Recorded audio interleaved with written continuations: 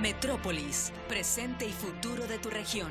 Desde la antigua Grecia se utilizó el concepto de metrópoli para designar aquellos poblados que debido a su crecimiento se integran. Este es un espacio para la participación ciudadana. Involúcrate. Nuestro objetivo es seguir fomentando el crecimiento de nuestra ciudad. Sigamos avanzando. Canal 66 presenta Metrópolis, presente y futuro con participación ciudadana. Presentado por el arquitecto Benjamín Garza. Bienvenidos a Metrópolis, presente y futuro con participación ciudadana. Y bien, el día de hoy tenemos un tema muy importante para este año que pues apenas inicia. Y estamos hablando de los retos políticos y económicos que tiene nuestro país para este 2025, con un gran especialista que usted ya conoce.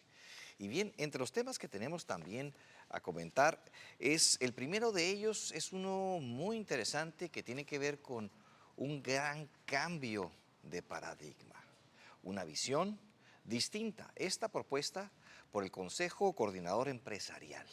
El Consejo Coordinador Empresarial, como usted lo sabe, es el que aglutina a todas las cámaras en nuestra ciudad, en Mexicali, y pues también tiene injerencia en el Estado y también a nivel nacional.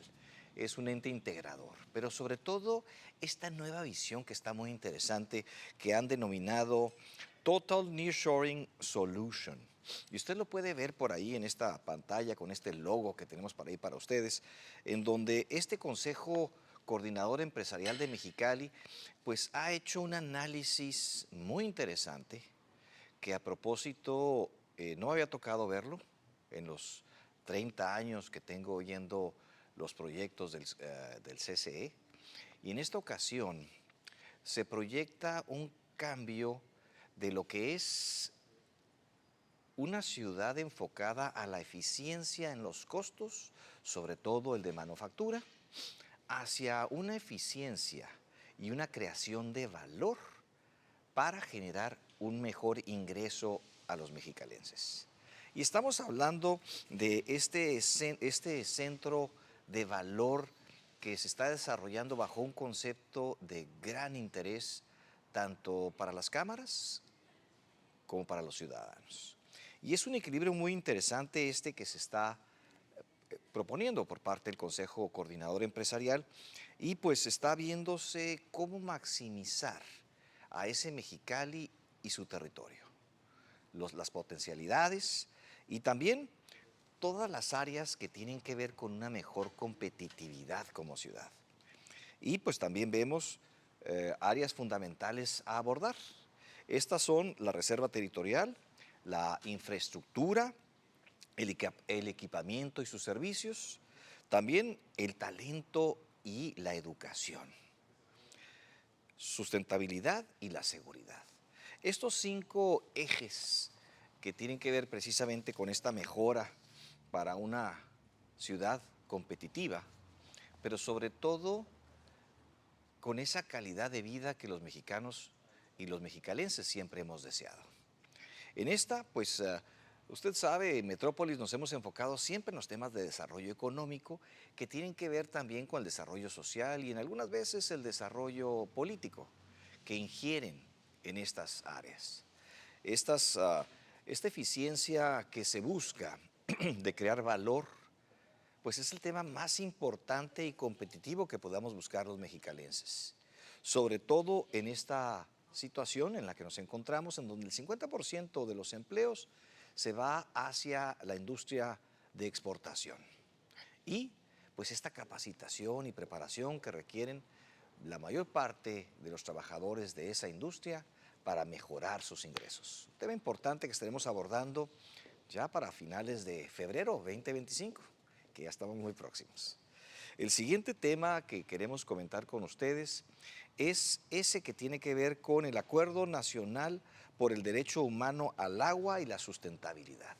Usted ha visto la crisis hídrica que se ha presentado en nuestro país y sobre todo en la zona centro de México, en donde pues después de tener esas carencias y falta de agua por meses, precisamente pues ha habido una declaración este 19 de diciembre en donde lo que es en el diario oficial se publica un acuerdo precisamente para buscar el derecho a lo que es el derecho humano al agua y su sustentabilidad. En pues se jerarquizan varios temas importantes que quiero enumerar y comentar con ustedes. Primero, garantizar el derecho humano al agua, a el agua. El segundo es fomentar el uso eficiente del agua en los sectores industrial, agrícola y pecuaria, porque usted sabe, el 75% del total del recurso hídrico se va hacia el área agrícola y pues hay algunas oportunidades de mejora, sobre todo en ese sector. También, 3 órdenes de gobierno estarán interviniendo en lo que es la mejora y lo que sería la implementación de este programa hídrico nacional, el cual pues tendrá ese seguimiento por parte precisamente de municipios, estados y la federación. Por otra parte también la colaboración público-privada para precisamente mejorar el acceso y lo que sería la gestión del agua en las diversas comunidades. También, como 5, gestión de sustentabilidad, sostenible, de lo que sería las concesiones. Un gran tema en donde pues en muchas regiones, y Baja California no es la excepción, ha habido algunos temas que necesitan mejorarse. También, como el sexto eje para este tema es la innovación y la tecnología. ¿Qué queremos ver con esto? Pues la mayor eficiencia, en donde mayor oportunidades hay, y pues volvemos al punto en donde se requiere mejorar, precisamente donde más gasto y más oportunidad hay.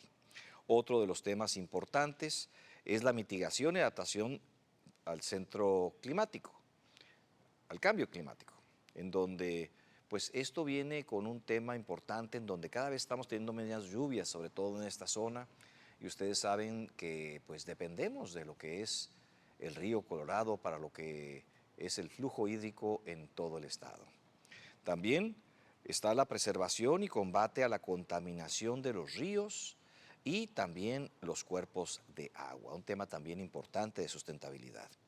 Y una campaña importante de concientización para todos nosotros, en los cuales pues, todos necesitamos mejorar esa conciencia de ahorro hacia el agua.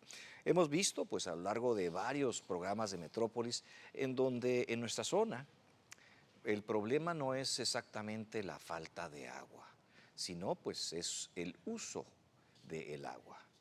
Y pues durante varios programas hemos hecho análisis profundos sobre este importante tema y lo que sería esa mejora que pudiéramos lograr en Baja California y sobre todo en Mexicali y su valle. Otro de los puntos importantes que quiero abordar con ustedes es el de la Estrategia Nacional de Industrialización y Prosperidad Compartida. Este es un ejemplo muy interesante de cómo México puede mejorar su productividad. Y pues con los apoyos y capacitaciones que seguramente habrá por parte del gobierno, el gobierno federal hace esta estrategia en donde pues impulsa lo que es la producción nacional en nuestro país. Y pues en esta gráfica vemos el Plan México y la Estrategia Nacional de la Industrialización y Prosperidad Compartida. Los ejes que vienen en este proyecto son muy interesantes y viene con ello elevar el contenido nacional y regional de los sectores estratégicos en nuestro país. También crear empleos bien remunerados en los sectores de manufactura especializada y el de la innovación. Incrementar el valor agregado en la productividad local y también las cadenas globales de producción. También el desarrollo de vocaciones regionales en los polos de bienestar que han nombrado. ¿Qué significa esto? Pues generar los corredores industriales y la especialización por cada uno de los polos. También definir prioridades nacionales para los inversionistas que puede haber en nuestro país y también la inversión extranjera, que también es uno de los ejes importantes para este plan. El impulso y la integración regional de pues todos las proveedorías continentales. ¿Qué significa esto? Pues pueden ser Estados Unidos y pues otros países del continente americano. Yo quiero pasar esta siguiente transparencia en donde ahí vemos muy claramente los esquemas que están manejando y el detalle de este proyecto de Plan México, en donde trae trae 11 aspectos importantes. Y aquí vemos el estar en el top 10 de las economías mundiales. Si bien es cierto, pues México está cerca del lugar número 12, si no me equivoco, pues se intenta fortalecer el mercado interno para que esto mejore y mejore también esa participación internacional. Por otra parte, se tienen 100,000 millones de dólares para inversión extranjera en México cada año. Esto es un importante eje, ¿verdad? Por otra parte, tenemos en el punto número 3, 1.5 millones de empleos adicionales a lo que es las áreas de manufactura especializada y los sectores estratégicos que se plantean desarrollar. Como punto número 4, que el 50% de la proveeduría sea nacional, esto es, hechos en México y sobre todo en los sectores textiles, calzado, mobiliario y juguetes. Y esto va muy dedicado a varias de las comunidades, sobre todo a esa comunidad judía y también libanesa en nuestro país, en donde ellos han estado especializados en estos temas por muchas décadas y pues de alguna manera la globalización los impactó fuertemente y de aquí pues se rescata esta industria y pues este sector también. Como punto número 5 es aumentar el 15% en lo que sería la proveeduría nacional para la industria automotriz, ¿verdad? Lo que sería aeroespacial, el eléctrico, semiconductores, farmacéuticos, químico, entre otras áreas. También 50% de las compras públicas deben de ser nacionales. Es un tema también importante que para impulsar precisamente esa fabricación nacional, ¿verdad? Y también, como hemos dicho, lo que es su competitividad. También el número 7, lo que es las vacunas y medicamentos de fabricación nacional. Este es otro de los ejes que se tiene para este plan nacional. Y pues también de 2.6 a un año la reducción para instalar una empresa internacional en nuestro país, fomentando lo que es la ventanilla única. Usted lo ha visto en los últimos años, si usted quiere abrir una empresa, incluso para los nacionales, es complicado y es muy tardado. Entonces, esto es un tema que va a avanzar bastante bien y lo vemos con buenos ojos. Como punto número 9 sería la preparación de 150,000 profesionistas y técnicos cada año. Este sería también un gran punto de avance y de apoyo para lo que es la preparación de lo que es pues, el recurso humano en nuestro país. Por otra parte, el número 10 tenemos la sostenibilidad ambiental y empresarial. Y esto es impulsar a esas empresas que no contaminan y que pues, van a generar esa mejora comunitaria en los diferentes puntos. Y por último, un tema muy importante como tema 11 sería el que el 30% de las pymes tengan acceso a un financiamiento blando. Y pues este es un proyecto muy interesante que estaremos platicando en las próximas semanas con mayor detalle. Y bien, vamos a ir a un corte comercial para regresar con nuestro invitado del día de hoy y pues abordar este importante tema que tiene que ver con los retos políticos y económicos que tiene nuestro país para este próximo año. Regresamos en unos minutos.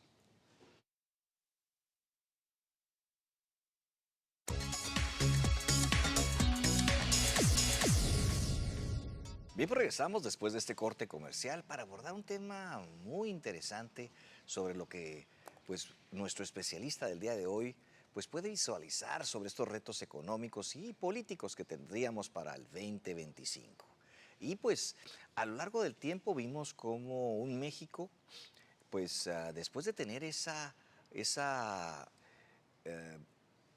esa decisión por parte de un solo personaje, ¿verdad? En donde tenía pues hasta 1997 el control de todo el país. Esto quiere decir que el presidente de México en aquel entonces decidía lo que se hacía prácticamente en cualquiera de las áreas. Después tuvimos una época en donde pues ya los siguientes presidentes no tenían la mayoría en los congresos y pues el cabildeo y el trabajo de concientización cada vez se tornaba más profundo y sobre todo que llegábamos a esos equilibrios. Pero pues este 2024, después de la reforma judicial, nuestro país pierde ese equilibrio de los tres poderes para precisamente pues que el poder ejecutivo pudiera decidir sobre los cambios, las decisiones, los proyectos prioritarios y también el uso de los recursos. Tema importante para los equilibrios y sobre todo las transparencias a las que estábamos acostumbrados. Y en este nuevo sistema de reglas en donde este país cambia, ¿verdad?, la manera de hacer las cosas, pues vemos cómo también ese equilibrio se pierde. Pero también pues vemos cómo es que pues, se deciden obras costosas, sin supervisión, sin control de gastos y sobre todo sin esa supervisión financiera, lo cual pues hemos visto con un gran impacto en lo que es el costo de esas obras y también el de su calidad.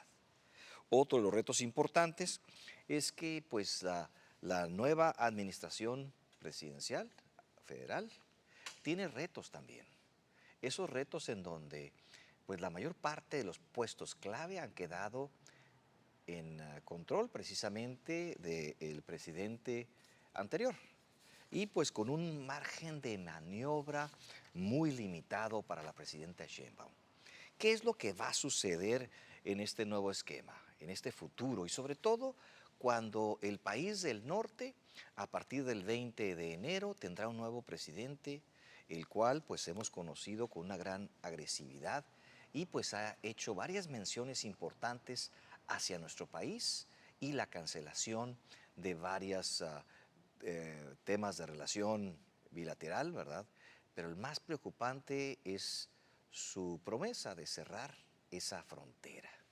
Y pues para esto tenemos un gran invitado, un personaje que usted ya conoce, ha estado varias veces aquí con nosotros en Metrópolis, además pues de ser un excelente economista de gran prestigio en la región y sobre todo un especialista en el análisis de este tipo de factores. Y damos la bienvenida a Enrique Rovirosa. Enrique, bienvenido a tu programa Metrópolis, Enrique. Muchas gracias, Benjamín, nuevamente por la invitación.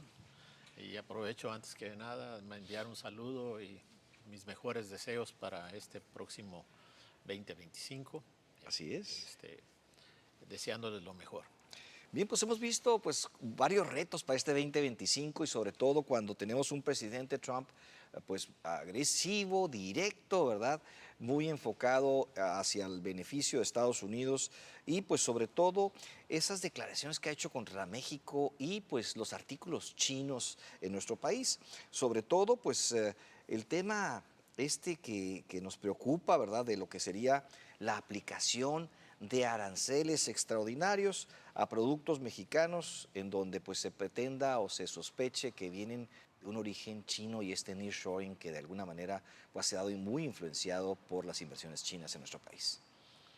Bueno, en principio yo creo que en México tenemos que tomar muy en serio las amenazas que nos ha hecho el candidato, hoy presidente electo Donald Trump, porque es una persona que se encuentra ante una situación muy difícil de retos para lo que viene siendo la administración y el mejoramiento de la economía de Estados Unidos. Entonces, como siempre, los gobernantes primero buscan, dijéramos, alentar, motivar a los ciudadanos de sus países con la presentación de diversas políticas económicas que supuestamente deben de ser diferentes a las administraciones pasadas, a quienes culpan de los fracasos, ¿verdad? Pero también necesitan lo que se llama un scapegoat, scapegoat, ¿verdad? Alguien con quien desquitarse. Y en este caso, pues hemos sido nosotros, ¿verdad? Ya se desquitó con nosotros en su administración previa y en esta ocasión también ya dijo que lo va a hacer. Empezando por, como tú bien dices, poniéndoles unos aranceles que cuando menos van a ser del 10% y en el peor de los casos llegarían al 25%. También en el tema de migración, poniendo no solamente pues más trabas para que la gente pueda entrar a Estados Unidos, habla de la renovación de la construcción del muro y incluso hacer uso de las Fuerzas Armadas para evitar que los mexicanos principalmente sigamos invadiendo a su país, ¿verdad? Se habla mucho de migración en términos generales, pero el grueso de los migrantes siguen siendo mexicanos, ¿verdad? Sí hay guatemaltecos, salvadoreños, rusos, ucranianos y demás, pero el grueso de quienes inmigran ilegalmente hacia Estados Unidos son mexicanos. Entonces sí trae una, dijéramos, razón fundada para decir, México, quiero que me evites este problema que me estás ocasionando. Eso por un lado. Por otro, sabemos que traen una gran preocupación por el avance que ha tenido China. Traen, de hecho, desde hace ya varios años, lo que podríamos llamar una guerra comercial, que en momentos parece que se va agravando. Y ante ese pretexto, pues dice, yo no quiero que entren más productos a Estados Unidos porque eso está evitando que crezcamos, que haya nuevas inversiones, que haya mayor empleo y por lo tanto le voy a pegar al que se deje, ¿no? La amenaza no solamente va contra México, va contra todos los países con los que comercia Estados Unidos y específicamente América Latina, diciéndoles o haces las cosas como yo te digo en términos de lo que te voy a permitir que entre Estados Unidos. Y eso implica también que cortes tus relaciones con China. De hecho, ya señaló que quien no lo haga, pues que se atenga a las consecuencias, ¿no? Porque Estados Unidos tiene mucha fuerza en ese sentido. Igualmente ha amenazado pues al resto del mundo diciendo que quienes vayan a favor de eliminar el dólar como, dijéramos, moneda principal para efectos del comercio internacional, pues también que se atengan a las consecuencias. Entonces, viene con una serie de amenazas no solo contra México, sino contra el mundo en general, el mundo incluyendo a sus países aliados, a quienes también les está poniendo una serie de condiciones. Entonces, yo diría, primero hay que tomarlo en serio. Segundo, es muy probable, o altamente probable, que en efecto el día primero de su administración, a partir del 20 de enero próximo, pues haga una serie de decretos o dicte una serie de decretos entre los cuales seguramente va a haber, por un lado, aspectos relacionados con la migración, por otro, relacionados con las importaciones de países, entre ellos nosotros, ¿no? Quizás con un arancel de 10% a cierto tipo de productos, está amenazando específicamente a la industria automotriz, a la industria del acero y otras, donde está de por medio dijéramos, la intervención de la inversión china específicamente, ¿no? Y un tema importantísimo. Hace algunos años hacíamos un programa, este programa se trató o se intituló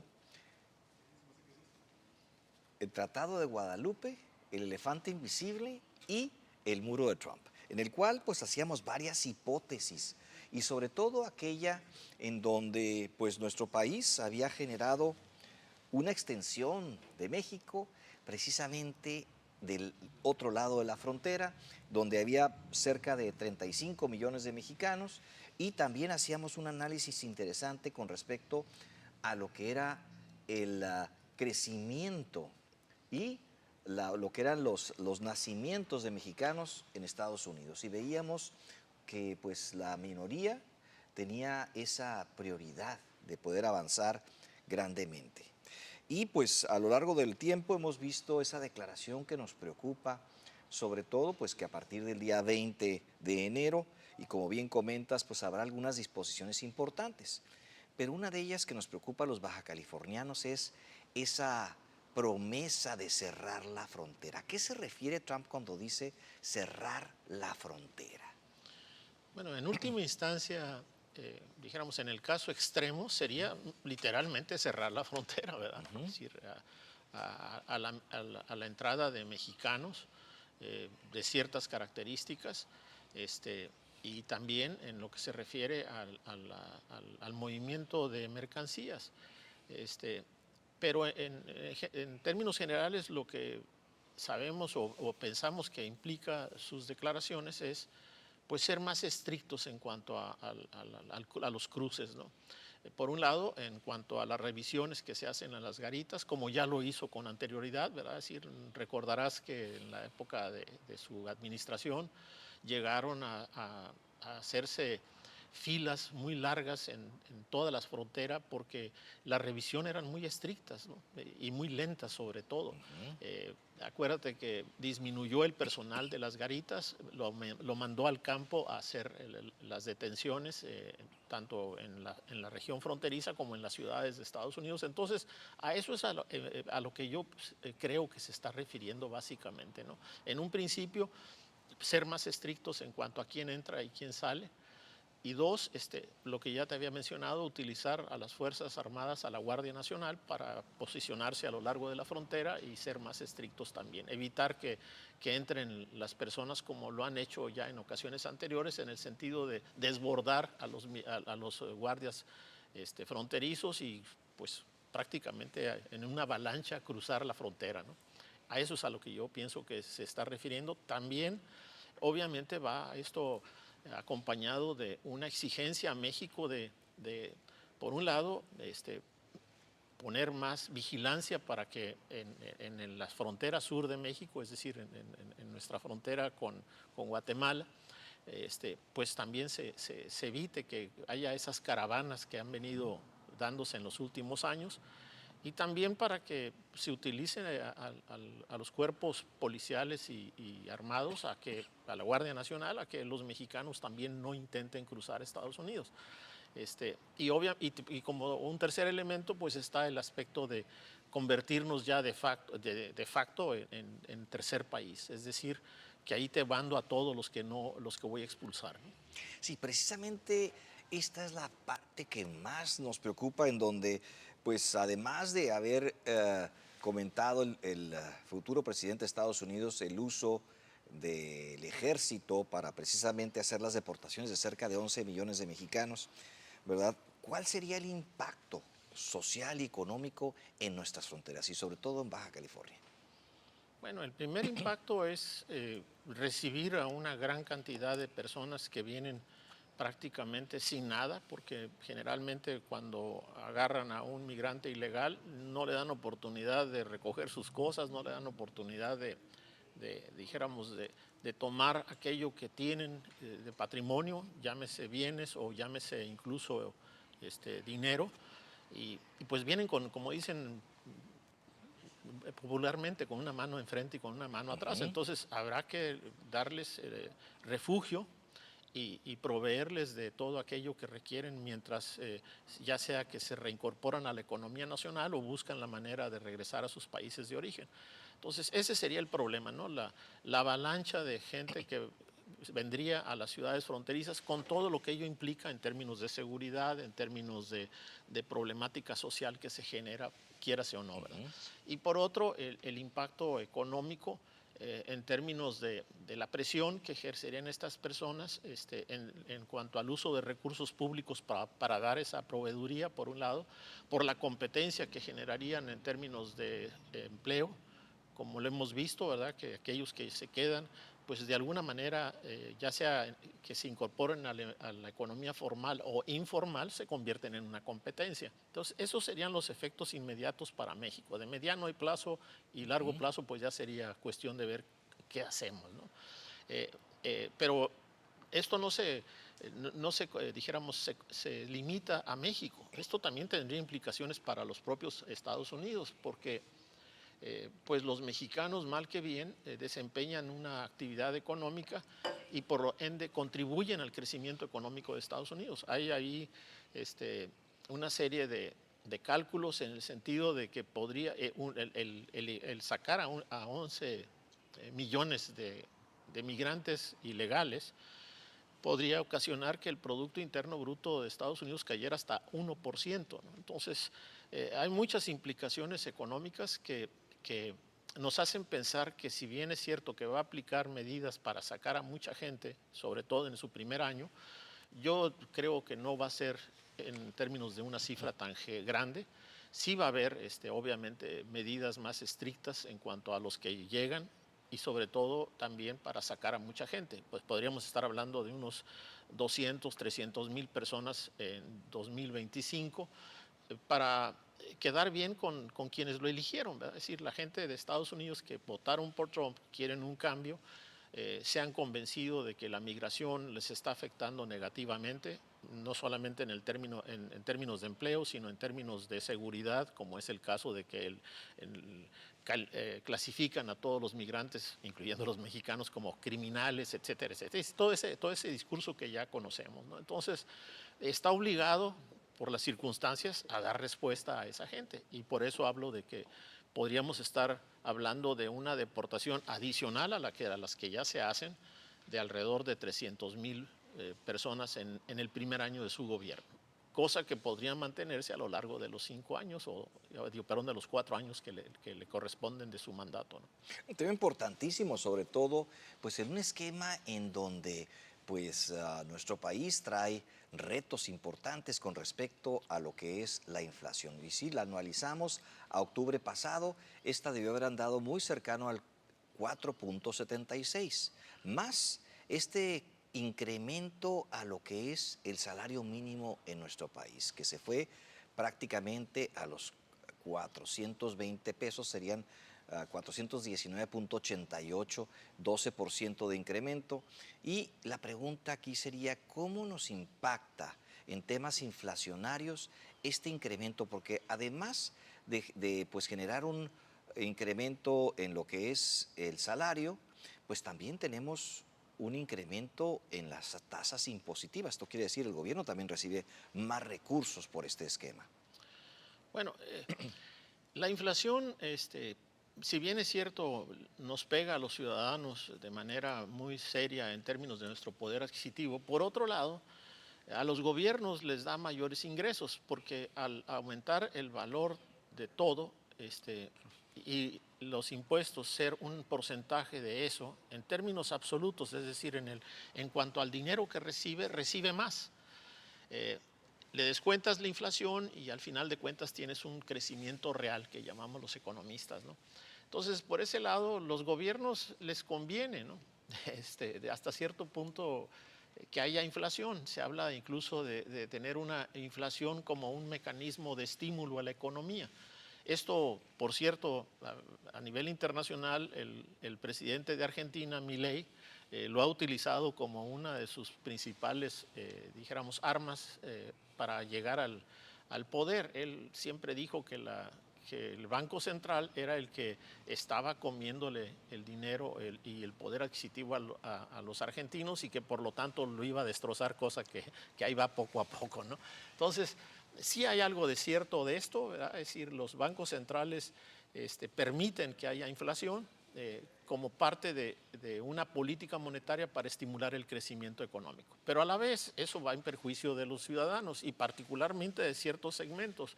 Por ejemplo, los pensionados y jubilados. Es decir, en el caso de México las pensiones y las jubilaciones se incrementan en una parte importante de ellas en términos de la inflación. Pero de alguna forma quedan rezagadas porque esa inflación no está considerando lo que acabas de mencionar. La inflación, si es del 4,7%, por decirte algo, el incremento salarial es el 12%, pues entonces ya los jubilados con respecto a los salarios mínimos van quedando cada vez más rezagados y por ende con menor poder adquisitivo. Y igual para quienes están en una región de México, por ejemplo en la parte central, que reciben un incremento sobre una base menor a los que obtenemos en la región fronteriza.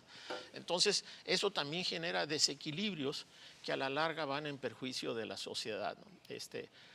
Los economistas llamamos a estos perjuicios distorsiones. Y en el caso de México estas distorsiones están creciendo de manera significativa. Particularmente entre lo que se refiere al norte y sur de México, ¿no? Es decir, esas diferencias salariales que aparentemente no pegan a los costos de las empresas, pues por un lado afectan a los sectores menos protegidos, como son estos que te acabo de mencionar, y a los pobres, obviamente, ¿verdad? De alguna forma esto alimenta el tema de la pobreza. Y por otro, pues obviamente a las empresas les genera distorsiones en cuanto a dónde ubicarme. Es decir, me ubico en la zona norte, donde los salarios, que es un costo muy importante de producción, sobre todo en la industria maquiladora, o busco otras regiones donde me sea más atractivo en términos de ese costo de producción que tengo. Por cierto, eso explica la problemática que traemos en Baja California, ¿no? Es decir, y en toda la región norte. Muchas empresas que antes venían con la intención de ubicarse en esta zona por lo atractivo que era en términos dijéramos, de cercanía con Estados Unidos, de cercanía geográfica y de unos costos menores, pues ahora ya analizan con mayor detalle dónde les conviene más.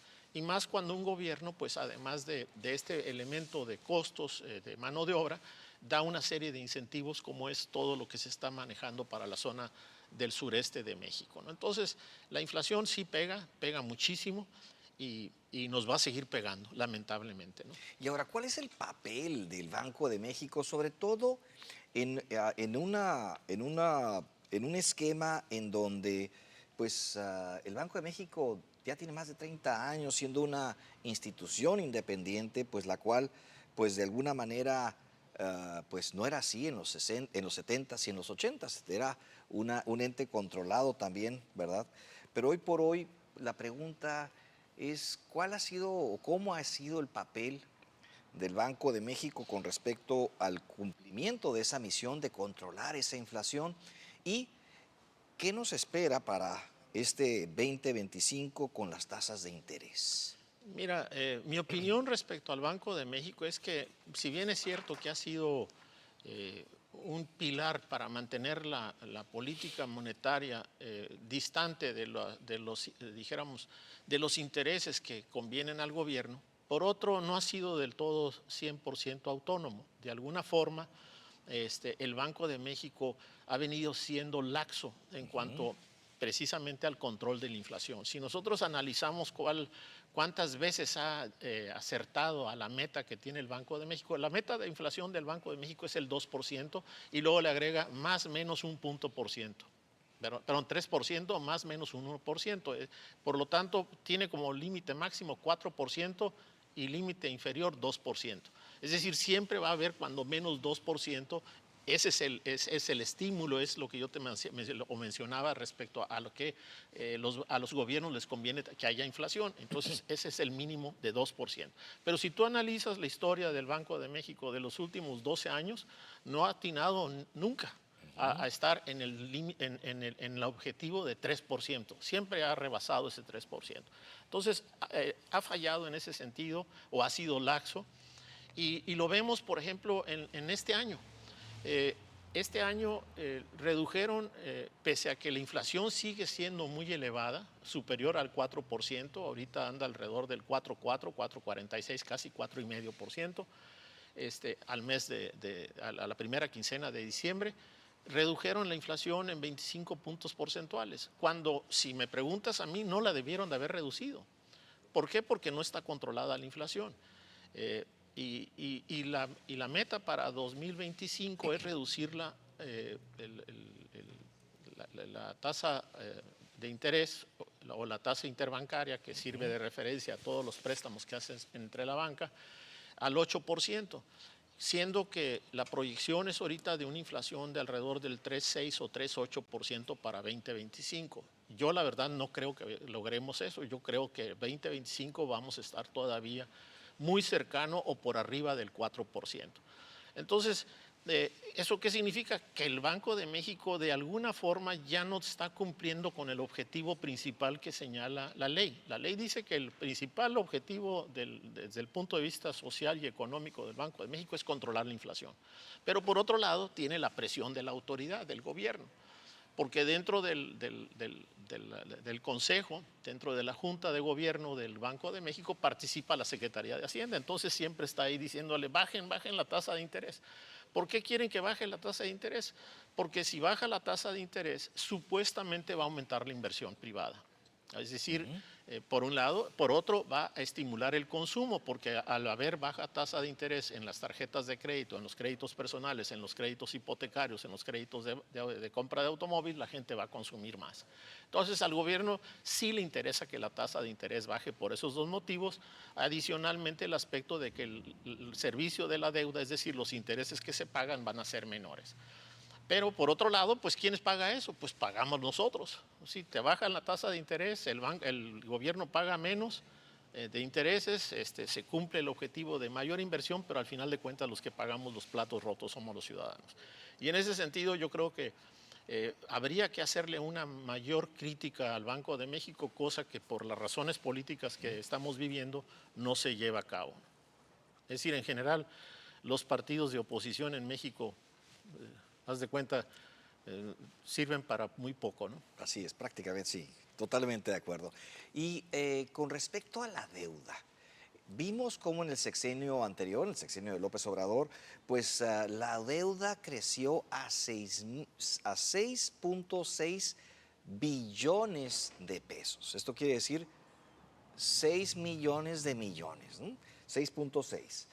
Y ¿qué pudiéramos esperar en este 2025, sobre todo con una presidenta que pues tiene un gran apoyo y una muy buena asesoría con respecto a temas financieros e inflacionarios?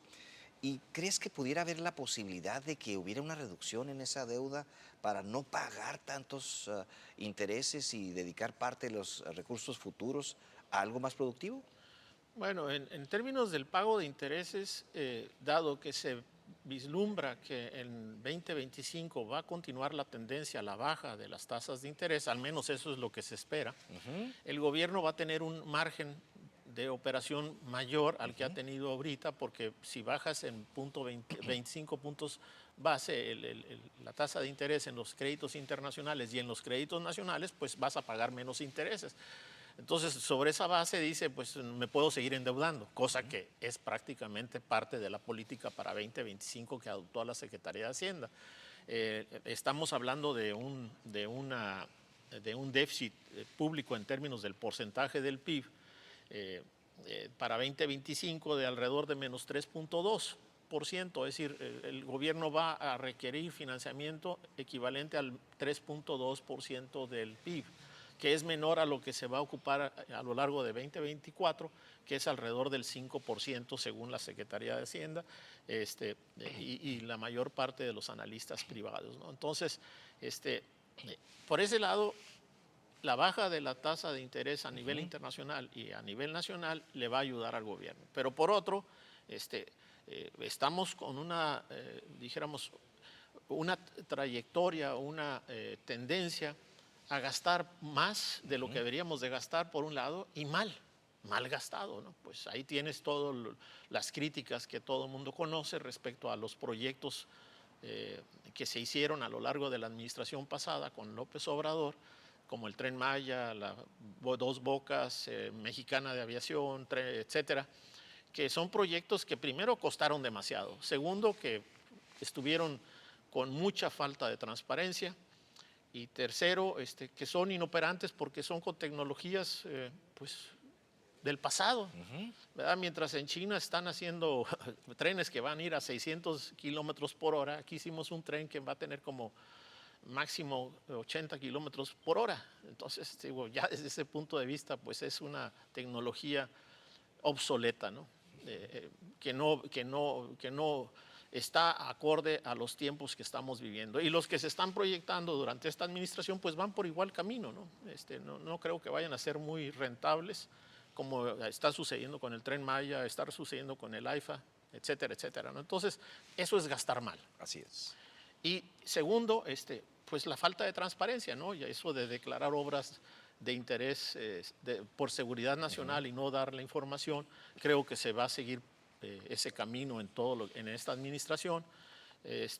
Y te repito, una clase política oposición que no quiere hablar de temas que deberíamos estar discutiendo. Por ejemplo, en tema de transparencia, ya que lo mencionaste, habíamos logrado que nos explicaran lo que habían hecho a través del el Instituto Nacional de Acceso a la Información, el INAI. Entonces, a ver, ¿cómo te gastaste el dinero? Pues ya nos daban la información, a regañadientas y con muchos problemas, pero nos daban. El tema no es ese. Un país de transparencia no debe de pedir lo que ya se hizo, debe de pedir qué vas a hacer y con qué lo vas a hacer y cómo lo vas a hacer. Entonces, eso sería verdadera transparencia, cosa que no está sucediendo, ¿no? Ahorita ya están hablando de hacer trenes y hacer una serie de proyectos para 2025 y en adelante, pero no sabemos ni de dónde va a salir el dinero, no sabemos a quién se va a contratar, cómo se va a contratar, cuánto va a costar, etcétera, etcétera. Entonces, y aunque se haga, no nos van a decir. Por ejemplo, eso deberíamos ir creciendo a niveles locales. Aquí en Mexicali y en Baja California vemos que se hacen obras o que se asume o se toma la decisión de hacerlas y no nos dicen absolutamente nada respecto a esas obras. Y luego para colmo de males están mal hechas, ¿no? Mal hechas, o sea, dime una obra que se haya hecho, que esté bien hecha aquí en Baja California o en cualquier parte del país. Habrá excepciones, claro está, pero la mayor parte de las veces están mal hechas. Y como ejemplo, pues ahí está el distribuidor vial que acaban de hacer aquí en la Carranza ¿cómo se llama? El bulevar se me fue ahorita el nombre. Lázaro Cárdenas, ¿no? Es eso de hacer un embudo, de disminuir la velocidad, eso es técnicamente mal hecho. ¿Y por qué está mal hecho? Porque nadie lo presentó previamente para que estuviese sujeto a revisión por parte de la sociedad. Simplemente agarraron y se arrancaron el proyecto, dijeron va a costar tanto, con una clase política que aprueba, levanta dedos todos ellos, pues digo, no tenemos la transparencia que deberíamos de estar exigiendo. Repito, eso es lo que se debería exigir, no lo otro. Lo otro era ganancia. Lo que deberíamos verdaderamente exigir es, dime antes de que lo hagas, qué es lo que vas a hacer, cuánto va a costar, quién lo va a hacer, cómo es el proyecto, si tiene o no tiene fallas, etcétera, etcétera. Pero en fin, eso era una parte. Bueno, ahí entraríamos en un tema de discusión muy interesante. Le hemos dado seguimiento a algunos de esos temas y en el caso específico, ¿verdad? Pues ahí tenemos información que pudiéramos comentar más adelante. Bueno, ¿qué otros puntos importantes? Bueno, perdón, vamos a ir a un corte comercial para regresar precisamente con las preguntas que tenemos del público y pues varios comentarios que nos han hecho en las redes sociales. Regresamos en unos minutos.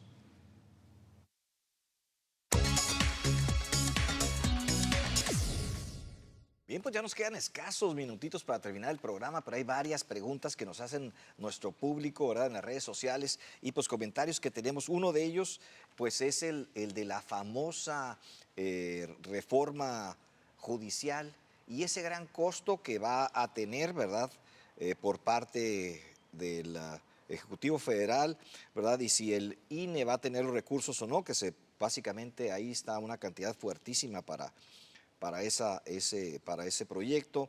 Y también el gobierno mexicano, ¿qué es lo que seguiría para el impulso mexicano en el 2025? Y ese reto que tiene Claudia Sheinbaum para modificar esa tendencia negativa hacia la inversión extranjera. Y también, ¿qué es lo que nos tiene, los retos que tiene nuestro Estado con respecto a esas inversiones, con respecto precisamente a las circunstancias actuales, ¿verdad? Y sobre todo en un periodo de una administración estatal que ya va en su segundo periodo, esto quiere decir le quedan 3 años o menos. Entonces son 3 preguntas básicamente.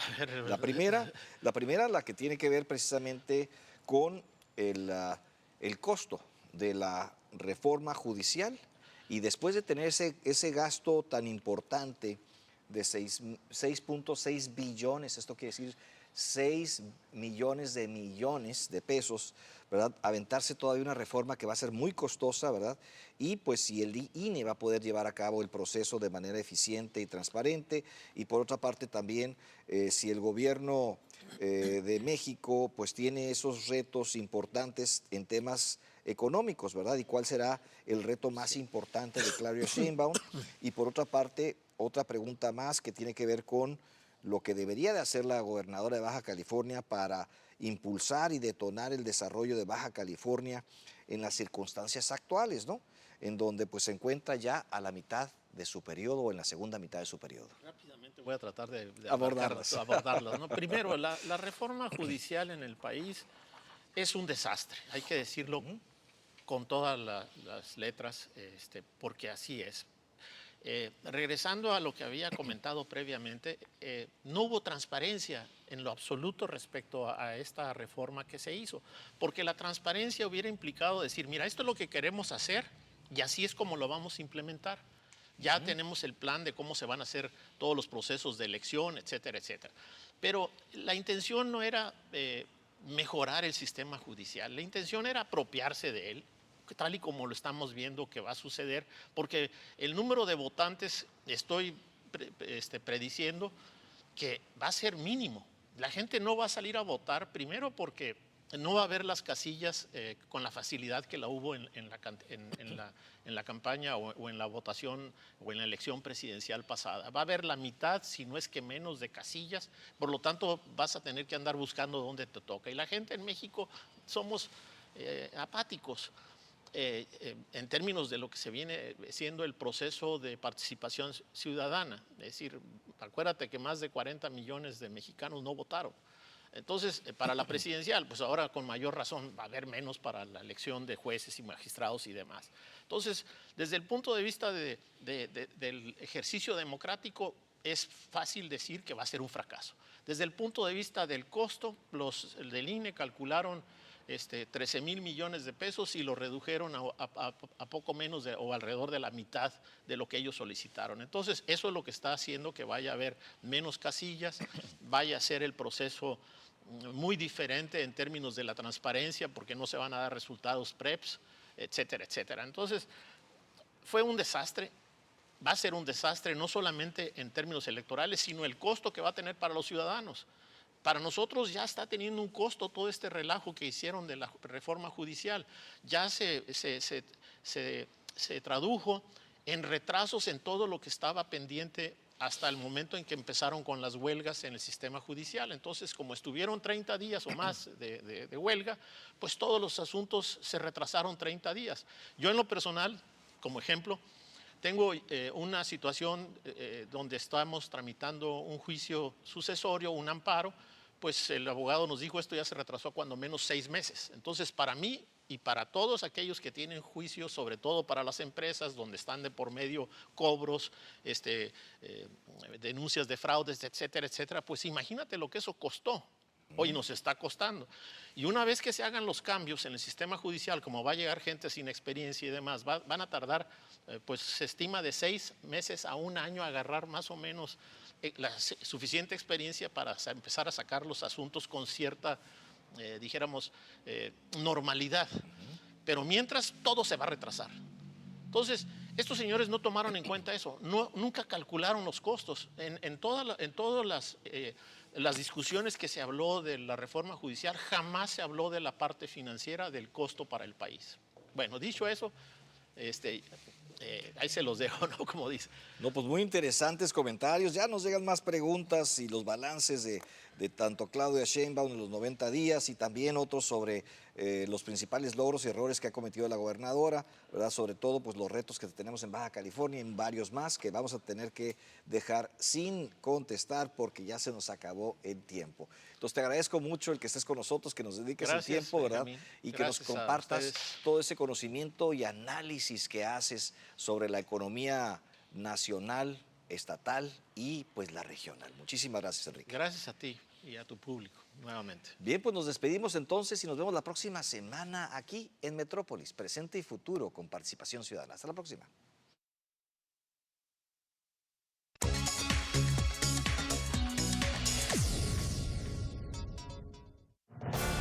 Metrópolis, presente y futuro de tu región.